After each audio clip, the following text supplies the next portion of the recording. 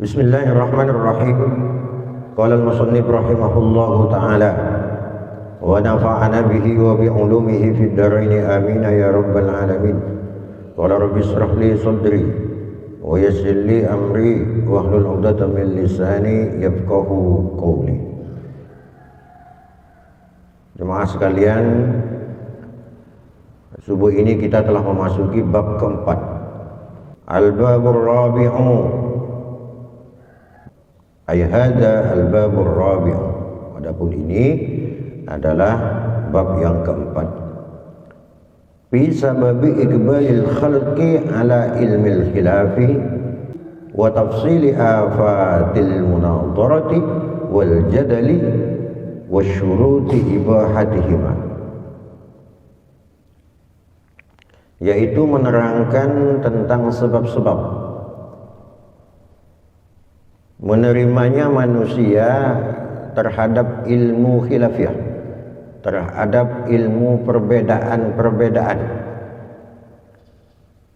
dan menjelaskan tentang perincian bahaya-bahaya bagi orang yang suka berdiskusi, wal jadali, dan berdebat, wa syuruti ibahatihima, dan syarat-syarat yang harus terpenuhi yang bisa menyebabkan orang itu melakukan diskusi, melakukan perdebatan, dan semacamnya.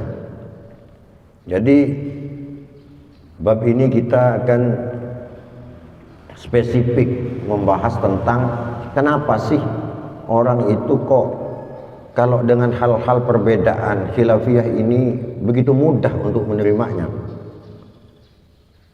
Terus di sini juga nanti akan dibahas, akan dijelaskan perincian tentang bahayanya orang yang suka berdiskusi dan berdebat, dan akan membahas pula syarat-syarat apa yang bisa kita penuhi bagi orang-orang yang ingin berdiskusi dan berdebat.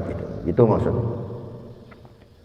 I'lam ketahuilah, annal khilafata, sesungguhnya perbedaan, sesungguhnya khilafiyah, ba'da Rasulullah sallallahu alaihi wasallam, setelah wafatnya Rasulullah sallallahu alaihi wasallam, tawallaha al-khulafa'ur rasyidun al-mahdiyun, yang telah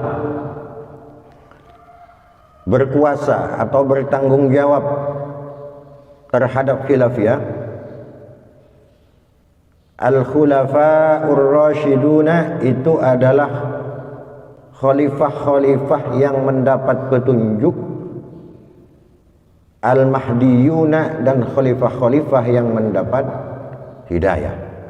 Kenapa di awal ini dijelaskan oleh Imam Al-Ghazali dengan menjelaskan bahwa khalifah yang dimaksud di sini yang bertanggung jawab untuk meneruskan risalah-risalah Islam ini, itu disebutkan oleh Imam Ghazali itu adalah khulafa'ur rasyidun al-mahdiyun, khalifah-khalifah yang mendapat petunjuk dan mendapat hidayah. Berarti mafhum mukhalafahnya, hukum kebalikannya, ada khalifah-khalifah itu dia menjadi penguasa, dia menjadi penerus dari Rasulullah sallallahu alaihi wasallam, tetapi tidak berdasarkan ar-rasyidun al-mahdiyun.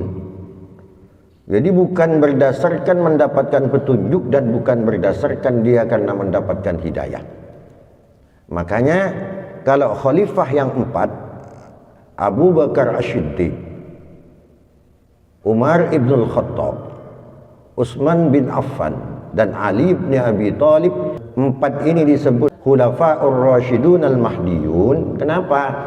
Karena mereka ini menjadi pengganti ini betul-betul melalui petunjuk Allah dan melalui hidayah dari Allah Subhanahu wa ta'ala. Setelah kepemimpinan mereka berempat ini, maka muncullah dinasti. Makanya kita kenal dengan dinasti Umayyah, dinasti Abbasiyah dan sebagainya. Kenapa itu bisa terjadi? Karena di situ mereka menjadi khalifah sudah bukan lagi berdasarkan demokrasi, tetapi berdasarkan kekuatan. Mereka memperebutkan kekuasaan itu bukan dengan cara-cara yang elok dan relevan. Tuh.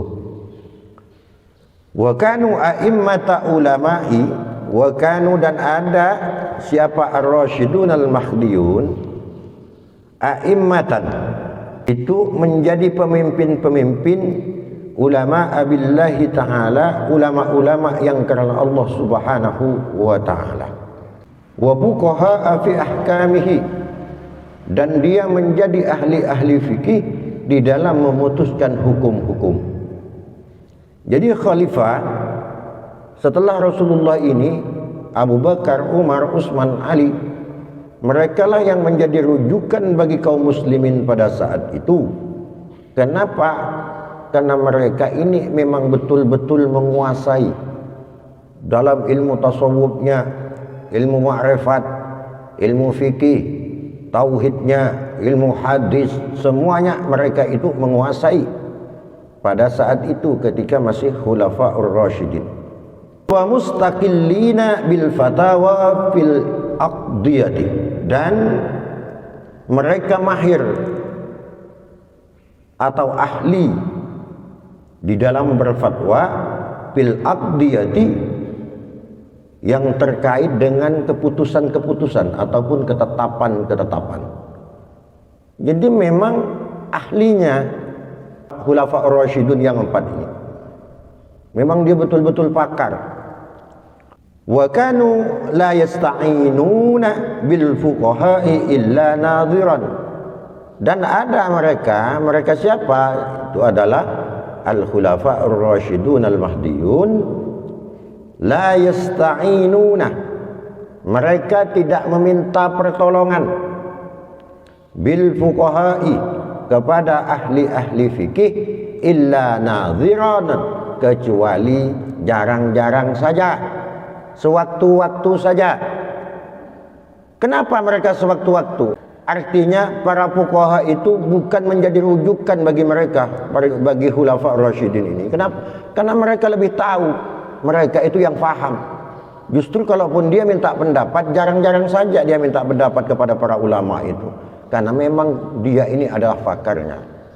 Maka benar apa yang disabdakan oleh Rasulullah sallallahu alaihi wasallam, idza usidal amru ila ghairi ahlihi fantadrisa. Ketika satu persoalan itu diserahkan kepada yang bukan ahlinya, maka tunggulah kehancurannya. Artinya jangan sampai kita menyerahkan satu masalah itu kepada orang yang bukan ahlinya. Serahkan kepada ahlinya. Kalau mau nukang rumah, serahkan ke orang yang betul-betul bisa nukang. Kalau mau buat kue, serahkan kepada orang-orang yang betul bisa buat kue. Jangan orang tak paham buat kue disuruh buat kue. Jadi memang betul-betul pakar para khulafa rasyidin. Fi waqa'i'ah, di dalam persoalan-persoalan yang urgen.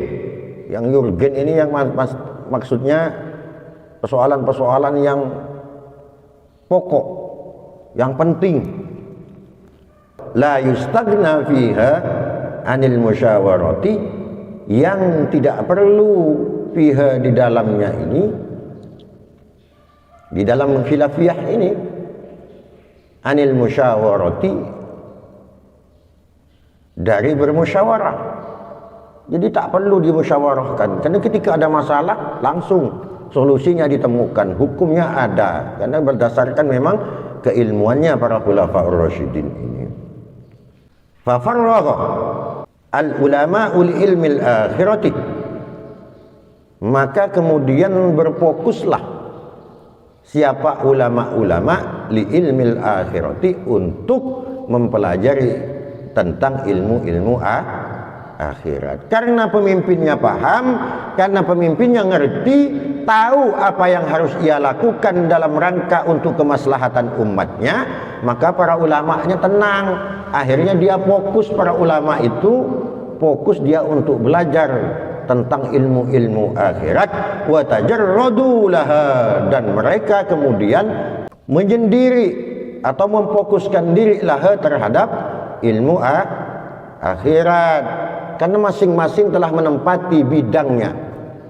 Khalifah diangkat jadi khalifah, betul-betul dia mampu untuk menjadi khalifah.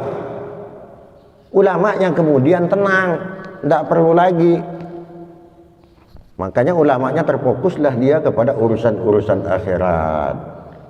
Ini fase setelah Rasulullah wafat, ketika di masa para khulafaur rasyidun.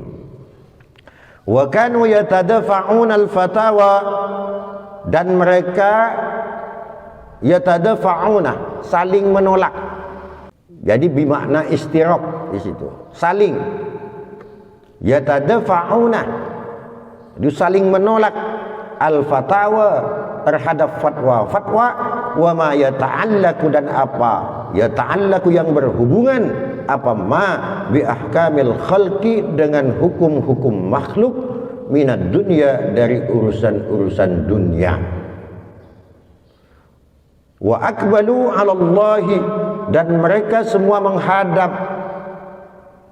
Allahi, kepada Allah Ta'ala yang maha tinggi, bikun hijtihadihim, dengan inti dari ijtihad mereka, kama nukila min siyarihim, sebagaimana nukilah yang telah dinukil, min siyarihim, dari sirah atau sejarah-sejarah mereka.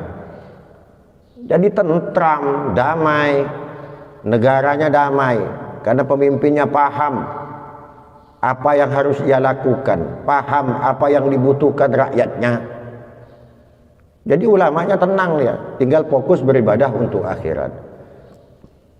Beda kalau sekarang, kadang-kadang yang mampu untuk jadi pemimpin tidak jadi pemimpin, sementara yang tidak layak dan tidak punya kemampuan untuk jadi pemimpin, kemudian dia menjadi pemimpin.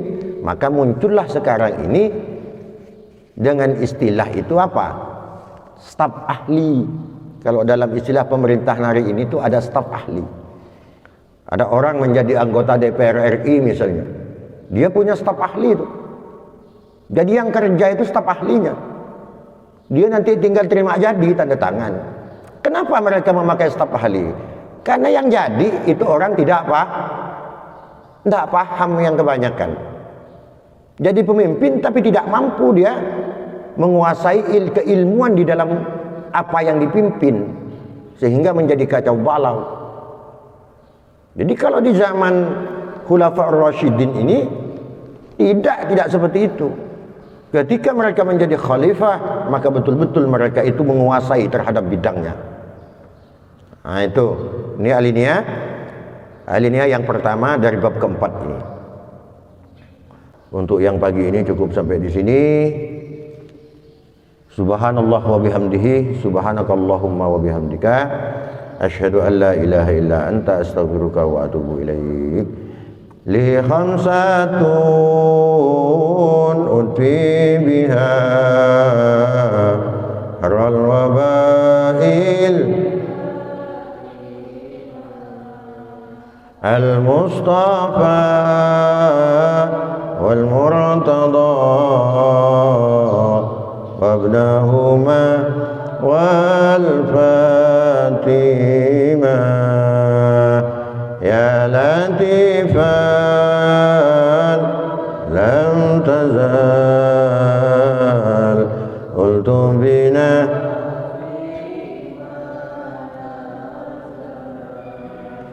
innaka latifun lam tazal qultu bina wal muslimin bil mustafa wal mursalin wal anbiya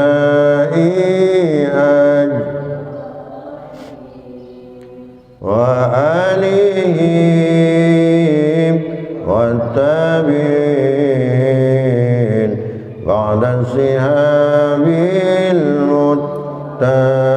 المتكين لخمسة أطفي بها حر الوباء الحاتمة المصطفى والمرتضى وابنهما والفاتمة يا ربنا اعترفنا بأننا اقترفنا على لظى أسرفنا فتب علينا توبة واستر لنا العورات وآمين واغفر لوالدينا ربي ومولودنا والآل والإخوان وسائر الخلان وكل ذي محبة أو جيرة أو صحبة والمسلمين أجمع آمين ربي أسمع فضلا وجودا منا لك بتساب منا بالمصطفى الرسول نعضى بكل سولي صلى وسلم ربي عليه عد الحب وآله وصحبه عدد تصصب وآله وصحبه تصصب والحمد للإله في البدء والثناء يا ربنا بأننا اقترفنا وآننا على لظى أسرفنا يا ربنا بأننا اقترفنا وآننا على لظى أسرفنا اللهم صل على محمد